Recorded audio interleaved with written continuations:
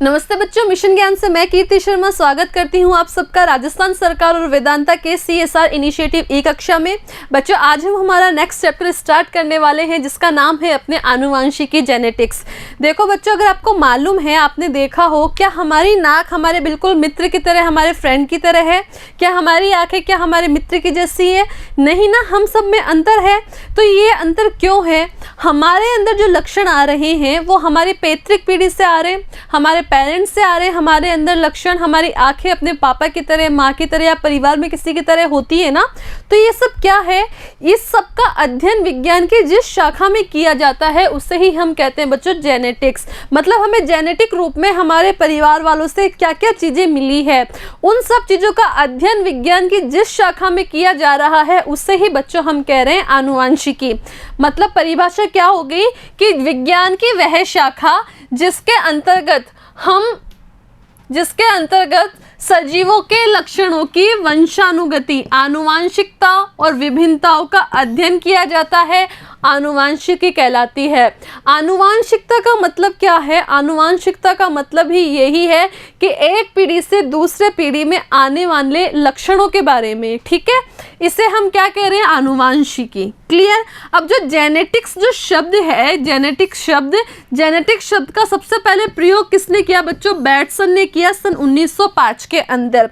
और इस शब्द की उत्पत्ति ग्रीक भाषा का एक शब्द है जीन, ठीक है, इस शब्द से हुई है। किस शब्द से? जेनेटिक्स की उत्पत्ति हुई है जीन शब्द से, जो कि ग्रीक भाषा से लिया गया है। अब देखो, जो आनुवंशिक लक्षण है उनका जनक पीढ़ी से संतति पीढ़ी तक आना ही क्या कहलाता है बच्चों? वंशागति कहलाता है, हेरिडिटी कहलाता है। आनुवंशिकी तो किसे कहेंगे हम? कि विज्ञान की वह शाखा जिसके अंतर्गत इस वंशागति का अध्ययन करते हैं हम।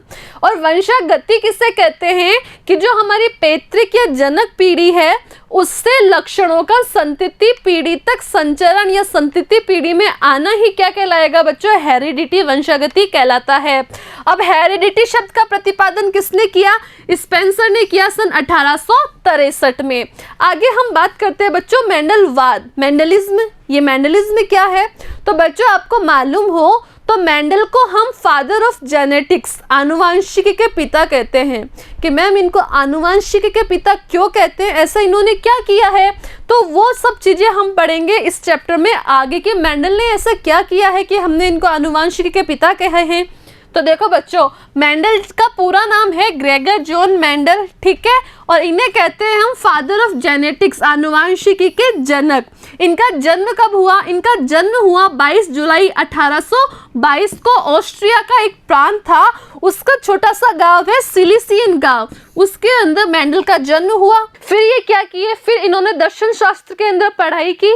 उसके बाद ये कहाँ चले गए? उनके बाद ऑस्ट्रिया का एक ब्रून शहर था, ब्रून शहर के अंदर एक चर्च था, उस चर्च का इनको क्या बना दिया गया? उस चर्च का इन्हें पादरी बना दिया गया। अब ये वहाँ पे गए पादरी बनने के बाद, तो वहाँ पे एक उद्यान था, एक गार्डन था। उस गार्डन में इन्होंने क्या किया? उस गार्डन के अंदर इन्होंने मटर के पौधे लगा दिए। क्या लगाए? मटर के पौधे। और लगभग 7 वर्ष तक उन पौधों के ऊपर इन्होंने संकरण करवाए। अभी संकरण क्या होता है हम आगे पढ़ेंगे, ठीक है। संकरण करवाए, संकरण करवाने के बाद इन्होंने अलग अलग पीढ़ियां प्राप्त की। उन पीढ़ियों का इन्होंने अध्ययन किया।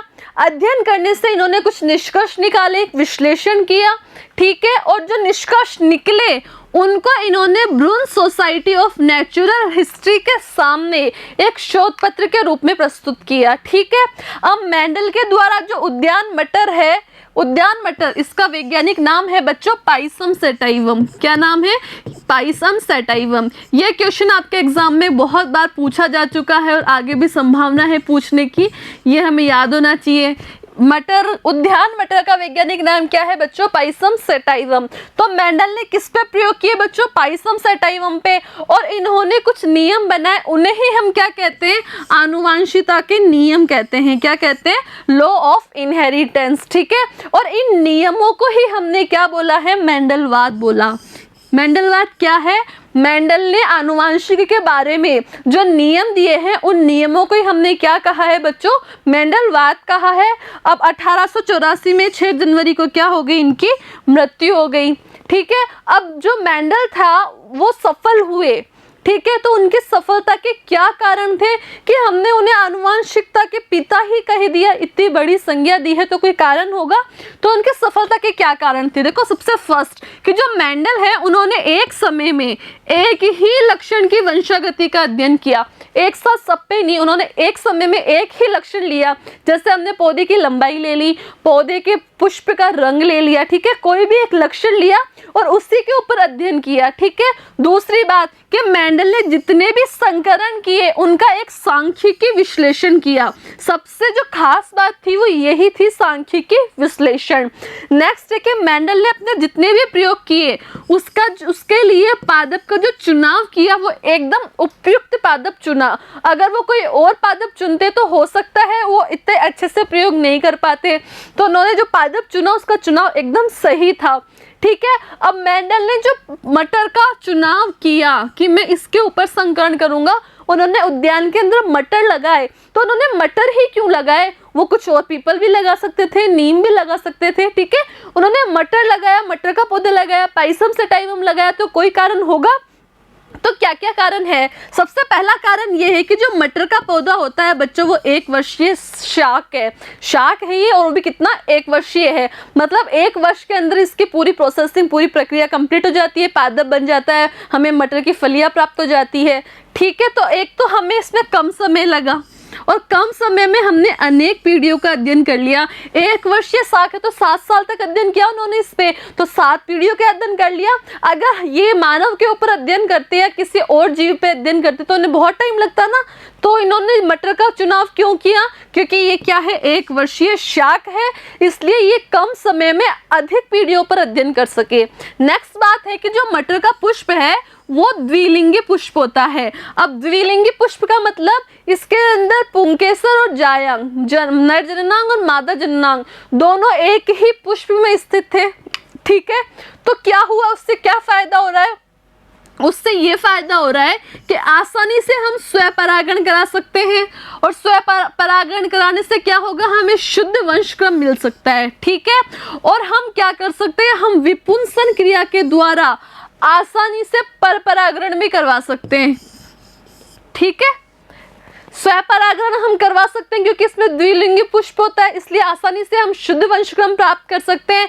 और द्विलिंगी पुष्प होने के कारण क्या है? हम इसके अंदर एक तो विपुंसन भी कर सकते हैं। विपुंसन करके हम कृत्रिम परपरागण के द्वारा हमें जैसी पीढ़ी चाहिए हम वो पीढ़ी भी आसानी से प्राप्त कर सकते हैं। नेक्स्ट फायदा क्या हुआ कि जो मटर के पौधे हैं इसके अंदर विपर्यासी लक्षण पाए जाते हैं। विपर्यासी लक्षण मतलब एकदम अपोजिट, उल्टे। जैसे अगर मटर का एक पौधा लंबा है, अगर एक पौधा लंबा है तो इसका विपर्यासी लक्षण का पौधा आपको बोना पौधा भी मिल जाएगा। बात समझ में आई? तो इसका जस्ट उल्टा लक्षण है। ऐसे लक्षणों को हम कहते हैं बच्चों विपर्यासी लक्षण। क्लियर है? आगे अब देखो, मेंडल ने अपने प्रयोगों के लिए मटर के अंदर 7 जोड़ी लक्षणों का चुनाव किया। कितने जोड़ी बच्चों? 7 जोड़ी। हमें सातों के सातों का नाम पता होना चाहिए कि मेंडल ने क्या क्या लिए। सबसे फर्स्ट लिया पादप की ऊंचाई, फिर लिए पुष्प की स्थिति, फिर परिपक्व फली की आकृति, फिर अपरिपक्व फली का रंग, पुष्प का रंग, बीज की आकृति और बीज का रंग। ये 7 लक्षण मेंडल ने लिए और इन 7 लक्षणों पे मेंडल ने अध्ययन किया। ठीक है, अब ये जितने भी लक्षण हैं ये सब विपर्यासी लक्षण है, मतलब इनके उल्टे अपोजिट दोनों होते हैं। जैसे हम बात करें पादप की ऊंचाई, तो पादप की ऊंचाई, एक पादप लंबा हो सकता है तो दूसरा बोना हो सकता है ना, तो एक तो हो गया लंबा, एक हो गया बोना। ठीक है, पुष्प की स्थिति, पुष्प की स्थिति का मतलब कक्षीय अग्रस्त, अभी बताऊंगी इनका मतलब। परिपक्व फली की आकृति की फली फूली हुई है या फिर संकीर्ण मुरझाई हुई सी है, झुर्रीदार है। ठीक है, अपरिपक्व फली का रंग की फली हरी है या पीले रंग की है।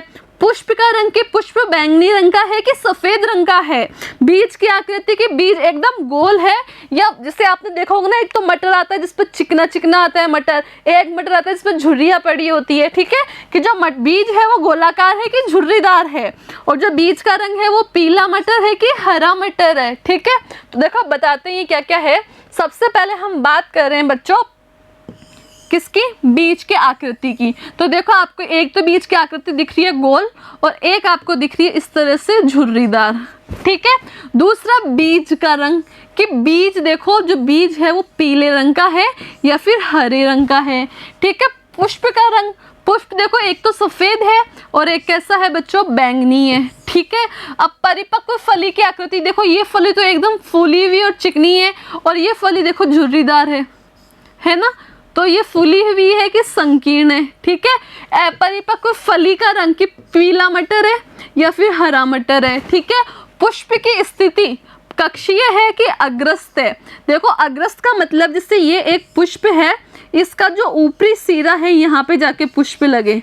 ठीक है, और कक्षीय का मतलब है ये पुष्प निकला, इधर से एक शाखा निकली, इधर पुष्प निकल गया, इधर से शाखा निकली, इधर पुष्प निकल गया, आगे पेड़ बढ़ा, फिर इधर पुष्प बन गया, इधर पुष्प बन गया, आगे पेड़ बढ़ा, इधर बन गया। जबकि इसमें क्या होता है, इसमें जो पुष्प पौधा होता है उसके शीर्ष भाग पे जाके पुष्प बनता है, तो इसको तो हम कहेंगे कक्षीय, और जो ऊपर जाके बनता है इसको हम क्या कहेंगे बच्चों, अग्रस्त। ठीक है, फिर है पादप की ऊंचाई, कि पादप लंबा है या फिर छोटा है, तो छोटे को हम क्या कहते हैं, बोना। तो ये 7 विप्रासी लक्षण मेंडल ने लिए हैं। ठीक है बच्चों, आगे हम बात करते हैं मेंडलवाद की पुनः खोज।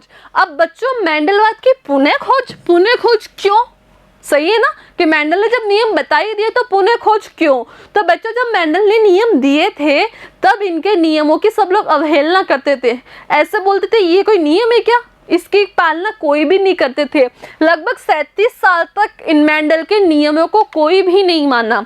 उसके बाद कुछ वैज्ञानिक आए, कौन कौन से, हॉलैंड के एक वैज्ञानिक थे ह्यूगो डी व्रीज, जर्मनी के थे कार्ल कोरेंस, और ऑस्ट्रिया के थे एरिक वॉन शेरमैक। तो Hugo de Vries, Carl Correns और एरिक वॉन शेरमैक ने क्या किया, जो मेंडल के नियम थे उन नियमों की वापस खोज की। इन्होंने भी क्या किए, इन्होंने भी ऐसे संकलन करवाए, और ये भी उन्हीं निष्कर्षों पे पहुंचे जिस निष्कर्ष पर 37 साल लगभग पहले मेंडल पहुंच चुके थे। इसीलिए हम इन्हें क्या कहते हैं, इन्हें कहते हैं इन तीनों को मेंडलवाद के पुनः खोजकर्ता। बात समझ में आ गई? ठीक है, आगे हम बात करें तो नेक्स्ट वीडियो में पढ़ेंगे इसके आगे का चैप्टर, तब तक पढ़ते रहो आप। Thank you.